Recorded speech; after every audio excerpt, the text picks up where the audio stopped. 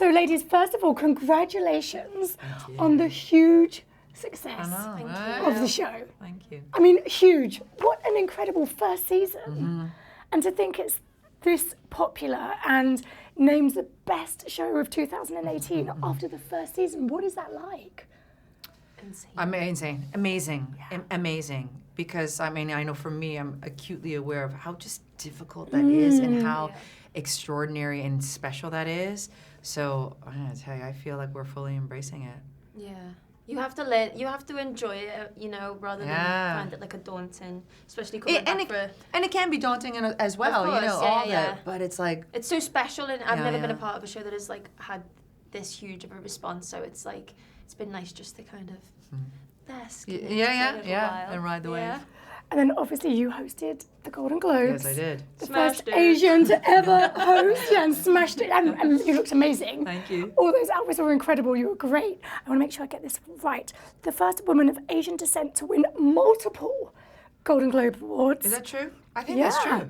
And it's been 39 years since a woman of Asian descent won for Best Actress. Yes, someone told me that once. It was Shogun. But also, I would say the first person of color to host or co-host the Golden Globes. Yeah. I felt really, really very, very proud of all of those factors.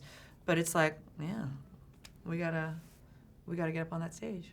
And your mum and dad, who were adorable, so cute in the audience. They made their own show. They were so cute, and they just looked so proud and even more happy than you, if that was even possible. Yeah, because I was terrified the entire time. You had a lot to think about. I had a lot to think about, a lot to think about.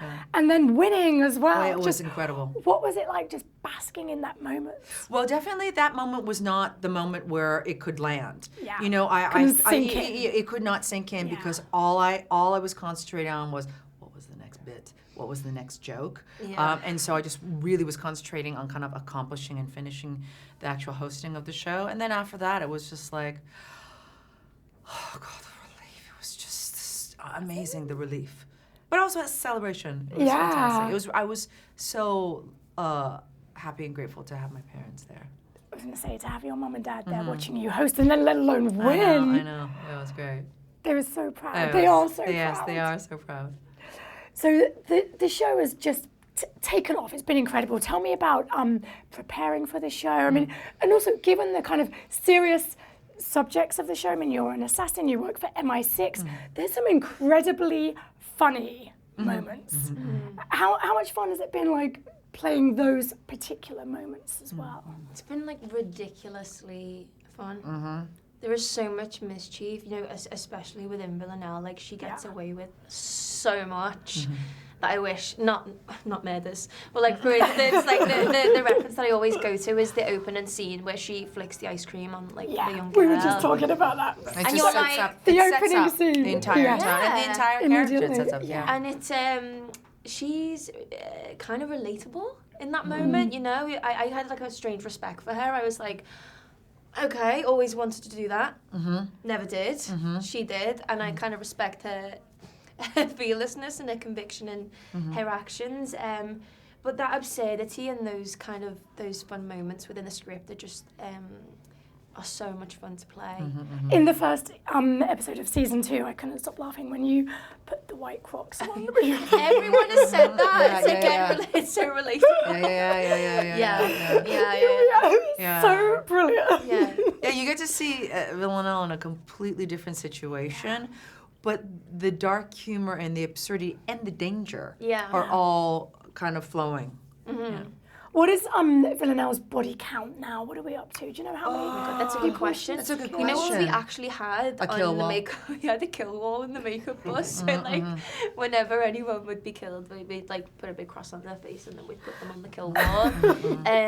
Oh God, so I don't actually know. No. I mean, within the series or in life, that's a whole other. That's a whole other count. Now I want to know what the kill wall count. But she doesn't Gonna seem need to a be bigger wall now with season 2. She doesn't seem to be slowing down. Put it that Definitely way. doesn't. Yeah. And Sandra, for you, what kind of research did you do playing an MI6? Oh, none. No. And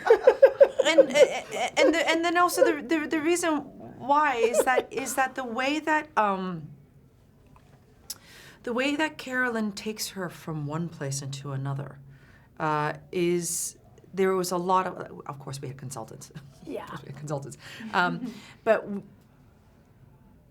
it has a certain naivete to her and an openness to her and an otherness to her. So when she's looking into and experiencing what it is to be a kind of like a fish out of water, I wanted to keep that completely open, that it's like you don't know how things work. And so I don't know how things work, so Eve doesn't know how things work. So trying to keep that open, but you know. You both do such an amazing job, and your scene in the bathtub, first episode of season 2. Oh, poor lady. Yeah, poor Eve. Poor lady, destroyed. Absolutely. But she did stab me. Yeah, that's true. We can't forget that. Yeah, let's not feel too sorry for her. She did stab me. You filmed in some amazing locations. The show's based in London, but you've travelled all over. What's that been like? God, it's I love it. I it's love that part of our incredible. show. I think it creates such an authenticity to the show as well. I wish we could explore them a little bit more when we're there, because Yeah, we that's are true. filming. So, but some of the locations, particularly that we've been on in series 2, are just sensational. And It's a big part of our show in its style and its scope, and I think people, not only we love doing it, Yeah. I think people like watching it because, boom, when You're you see, transported, you know, what city or what country that we're in, it's really, really exciting. It just gives a lot of depth and a lot of character to the show. What can you tell us about season 2, and why are fans going to be so thrilled by it? For me, I've clung on to this, like the experience for me was just, it was so much darker. For Eve's character particularly, I'd say it's, you know, it just goes really, really dark. And the pressure is intense. You know, the line just keeps on moving and keeps on moving, and Eve just takes that step over that line, and, Yeah. you know. I think as well, it's so much more of what people loved about the first series, you know. We are still going on a journey with these characters, but they're all in very different places, and the relationships between all of them have been completely changed with the events of series 1. So we're all having to kind of move in a new direction, which I think is exciting. With your experience, Sandra, did you know this was going to be an immediate hit? Are you surprised by how the world is loving this show? Yes. And it's fantastic. It's fantastic. You know, I think we both knew when we read that with the initial pilot, we knew that the show was special. And even in things like, you know, in the first series where it's like, hey, I don't know how it's going to happen. Yeah. You know? Yeah, but I yeah. do remember that was good.